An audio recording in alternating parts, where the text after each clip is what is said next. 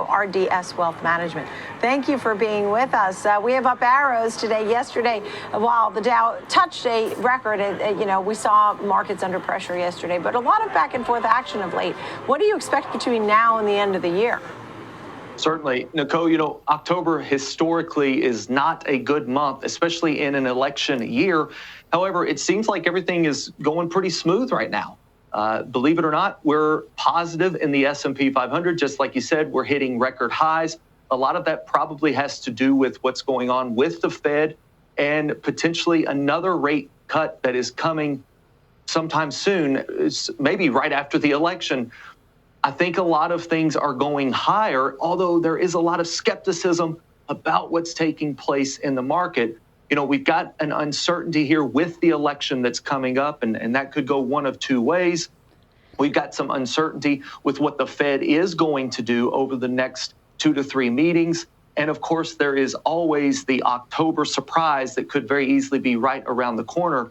If you couple that with the fact that this market is hitting all-time highs on a regular basis as we are going through October, I think short term, we could see a continuation. And after the election, maybe things settle down a little bit with the uncertainty and we see us climbing higher to the end of the year. But there are two different ways to look at that. Are we looking short term? Are we looking long term? I think the long-term picture, we could have a little bit of turbulence in 2025. And of course, if we're thinking 10 years out, we certainly could experience the next, say, 2 or 3 years. If inflation comes back, we could experience a pretty nasty pullback over the next, say, 2 to 3 years, depending on what inflation does. Yeah, look, the idea here is that inflation is going in the right direction, not only here at home, but also globally. Sure. And that the Fed will cut 25 in the next couple of meetings. Are you implying that you're worried about inflation coming back, or that the Fed is making moves that are probably not appropriate? Nicole, I just don't see what they're exactly trying to attack with Fed rate cuts right now. I think of it as if they're shooting all their bullets and there's no enemy out there. I wish they would save some of that ammo for when the labor market actually starts to cool off. Now, I'm certainly not in the position to make any Fed policy, and they see things that we probably don't see behind the scenes. But according to the numbers that we're taking a look at right now, I'm not exactly sure why they switched entirely to the other side of their dual mandate. They talk about the soft landing. Believe it or not, in landing an airplane, I've got a little bit of experience behind the yoke of a fixed wing aircraft. And in landing an aircraft, there is this thing called ballooning. I have personally experienced ballooning when you think the landing is going to be soft, and all of a sudden the nose begins to rise again. This is a very dangerous time in landing the airplane. And without a skilled hand behind the controls, you could see a crash. I'm not at all predicting a crash, but I don't believe that inflation is quite dialed down like they believe it to be. I like the pilot's analogy. We haven't had anything like it. That stood out, Dale. That was something special, hearing that. And I'm glad you were able to handle the situation when it came upon your plane. That being said, here, you have a few things that you're watching. You have some ETF picks and stock picks. The stock picks I see are in the, at least Exxon in the energy space. I mean, how are you feeling about energy overall? And you have Exxon as your pick.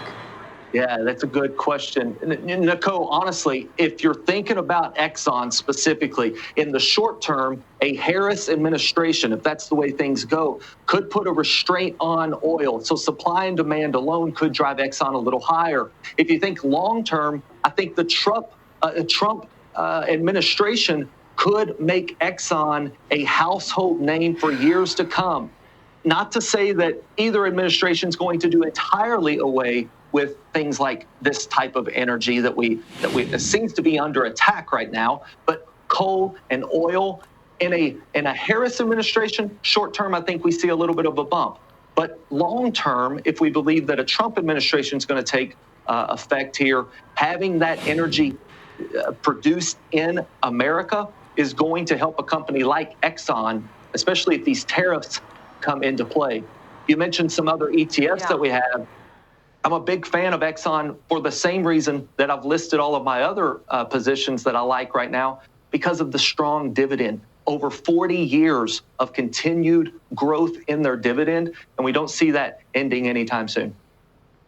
Yeah, you had Coca-Cola on there too when you look at staples, right? Yes, ma'am. Coca-Cola is a household name. Again, a solid dividend. When we talk to clients, Nicole, we talk about using another analogy. We talk about dividend investing as if you're investing in a home that you are wanting to rent out. We're not necessarily concerned with the valuation of the home, right? Everyone else foreclose around you. As long as you're still getting the rent, nothing matters about the valuation of that home. Coca-Cola has steadily increased, and we're getting the dividend. In other words, they're a renter that pays on time every single month, in this case, every quarter, and they never damage the property. This type of stock is what we're looking for someone who's maybe retiring or just wants steady long-term growth.